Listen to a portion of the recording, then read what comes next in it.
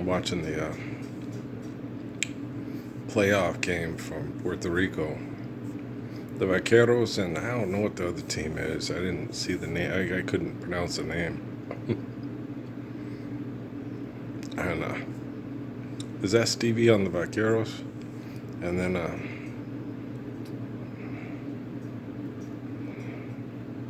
McGee. Is Pam McGee and was it Paula McGee?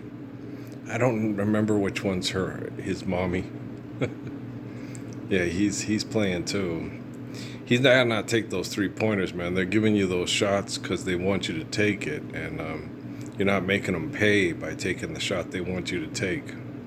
Old Bill Raftery, right? And you just got to realize, if they give you that one wide open, just, take it to the hoop.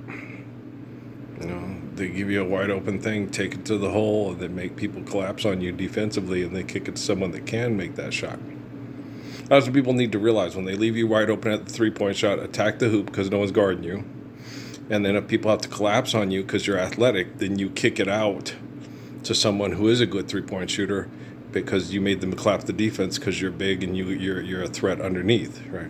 That's what you got to do. So it's real simple. It's just 2 and 2 is 4. I'm an excellent driver, good basketball coach, right? So you just got to remind the players, they're going to do this. So here's what we're going to do. Like that girl from U of A.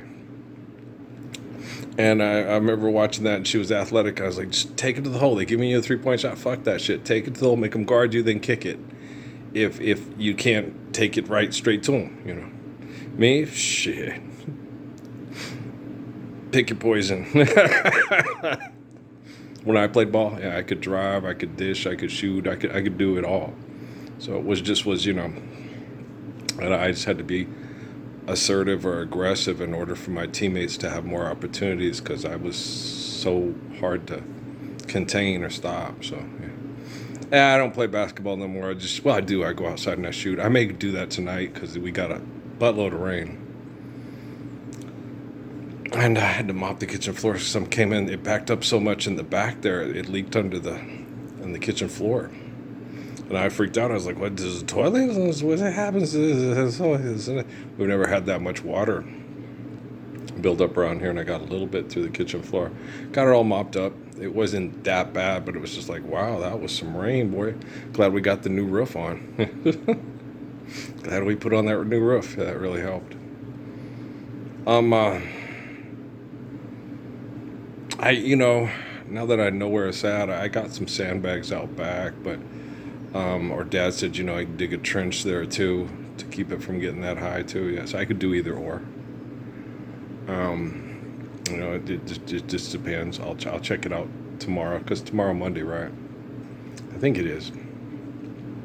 So, yeah, it's hard. I talk to Dad about stuff, but I don't like to talk to him about too much stuff on Sundays because he gets really upset if I talk about certain things that are going on, and he doesn't think they should be discussed on a Sunday. It's like, okay, I understand. To me, the Sabbath was yesterday. Sunday is Domingo para mí, para mí, para mí. And there goes Stevie Thompson. Yeah, he's in the Vaqueros, and so is that Gallinari guy. So they do have some older guys enjoying basketball still, but I'm sitting there watching this stuff and I'm getting this stuff, and it's like, you guys do know, I'm going to explain this to you real slow. Okay. There was a man named David Rockefeller, and I'm a lot like Daniel and Joseph and all those guys in the Bible. And as far as, quote, telekinesis goes, like I'm one of the its, I'm like that guy Dana who told me about the rich people in Sierra Vista. He was allegedly a hitman for the mob and wanted to get out. I came to Sierra Vista to do like the John Wick thing. His wife didn't want him to get out of the mob and got the kids. Okay. Well, because he was a hitman and she was the wife of a hitman, and she's a victim because she's a hitman's wife. And he wanted to get out and she didn't want him to get out. And she wanted that lifestyle, and he wanted to come here or go to Sierra Vista and have a more toned down lifestyle. He wanted to enjoy his kids, and he doesn't want his kids to get possibly killed, so he wanted to come to what was referred to as a safe zone, which is here in Las Cruces. And so when you get out of the biz, you can come here, and because there's so much military surveillance and areas and jobs they can give you for protection, you can get out of it. And that's where I lived. That's where I was born. Those people, I'm from New York. Where are you born? Las Cruces, New Mexico. Son of a bitch. Yeah. Sierra Vista. Sierra Vista is a little different. Cruces, the gang activity is different. Sierra Vista is a smaller town, and it's a military post, and it's a little bit more like Fort Bliss, all by itself. And so it has Fried Town and things like that to look like normalcy, but that's just to give it a normal American town feel. If they wanted to eliminate all poverty in the town and all the shit and stuff, they could. They just choose not to give it a typical American feel town. Because they're assholes. I guess no other way to put it. They're just fucking assholes. Try to make it look. We all have these problems. Not if Sierra Vista didn't want it that way. No. They just do that to give it the whole, aesthetically thing, that kid's doing this. And if they wanted to eradicate all forms of, but it was hard because a lot of the kids were very resilient and very rebellious to the bullshit, because you identify, like with the Aviar boys in Place, identifying more with NWA than with Michael W. Smith and Amy Grant. Okay. Poor brown people being abused by a system that doesn't give them the same opportunities allotted to people that can be, lawyers and doctors and bankers and so forth, right? So it's just part of tribalism. It's stupid. But I'm sitting there watching TV and, trying to explain to these people, I'm watching this stuff. You do know that Rockefeller sat and told me over and over again, and him and Rothschild were working together. They'll gladly kill over me and my grandpa's money and watch you and Jesus die, Parsons. Okay, you do know I'm like Jesus, and then, no, I'm not. Jesus is their God, and when they pray to Jesus, they get a car dealership. When they pray to Jesus, they get 2 franchises of Subway, and it serves the best breakfast in all of Puerto Rico. You're like, son of a bitch. Just forgive debt and trespass, love one, eternal, faithful peace. Okay. Guys, the Gospels are simple. It's not going to be hard for quantum computing to outmaneuver the assholes that are doing things wrong. It's not quantity, it's quality.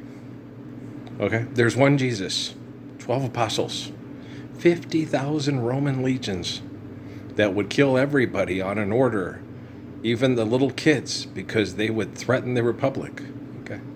That's going to be radically different when you have mass communications, quantum computing, and drones and robotics that can be operated by a quantum computer to protect people from Roman legionnaires. Okay, you guys still want to get those Marvel things and beat each other up with superpowers and shit like that? You really think that's going to keep you safe from drones that have to keep children safe from you being aggressive, violent sex cult addicts? Okay. It's weird because you have all those movies that are like Sonny really... No, Sonny's not the hero. It takes a Messiah and the apostles to get their technology to do right, because you have to, you have to have the standard of male human behavior. Everybody will sell out. Everybody will take advantage of it. That's not true. And no one took advantage of anyone. Patrick didn't take advantage of Natalie. Natalie wanted to protect Patrick, and Patrick wanted to protect Natalie. That's what was happening in Cruces here when they were abusing him and her. It was just people trying to protect each other and keep people comfortable through this hell, because it feels good to be affectionate and to be loved and to have someone hold your hand and to be attractive and kind and loving and caring and strong enough to protect you from scientific perverts. I'm a rocket scientist and you're a liar. Yeah, you little fucking pervert. And when perverts can do whatever they want to do and think they can get away with it, they gonna do that, guys. And so I always tell everybody, guys, unless you stand up for the Lord's Prayer, when that technology shifts, how many of you are going to want to commit suicide? Because especially if you were in Las Cruces or Sierra Vista or El Paso. I was right fucking in front of you. I was 3 feet in front of you. Shang Yu. Okay. Damn. Okay. I was right here. I'm the real deal. The Catholic Church is a genocidal corporation that has a bank that allows nerd abusers and child molesters. Guys, the confessional makes people vulnerable to someone playing God. Okay. I don't want to hear your confession. I ain't playing God. And then you had the thing on 2020 or Dateline or whatever with the, we're going to go get the devil in Texas at the trailer who killed his wife and all that stuff and everything like that. He's like the blonde-haired dude on Dark Winds. It's like, yeah, there are creepy people like that. You invent the conditions for them to engage in that kind of activity. You forgive debt and trespass and love one eternal faithful peace. It's going to be real difficult for him. The reason why is because you have professional soldiers, professional cop. Billy Joel, he makes his money off other people's taxes. Ooh, take the money and run. You eliminate all that bullshit. Okay? You got people like me living right next door, healthy as can be, making sure everybody's living the Gospels and the Lord's Prayer. And you're not inventing psychotic soldiers that will murder over money and get off on it because it's fun and then have sex with violent women because they want their daughter to beat up that bitch at the club because that bitch thinks she all that. That's just fucking crazy. I've been trying. Okay. I was looking at this. I thought it was Spain and it's Puerto Rico. And I'm like, okay, I understand when Watkins talked to me about the stuff and getting the young girls from Puerto Rico and having sex with them. And then he goes, but you got to watch it. They'll screw you over. It's like, yeah, you bring them here to get them away from Puerto Rico where there's poverty to come to the States and you use them for sex. Yeah, I would use you for money. And then the first chance I get rid of you and get lost from you. Yeah, I'd do the same fucking thing.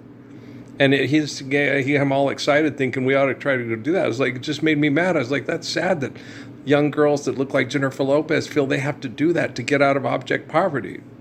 It's like a freaking Grace or whatever's character on freaking Superior, Arizona on U-Turn. That's horrible to do to young girls. Feel like that's their only alternative. That's their only option.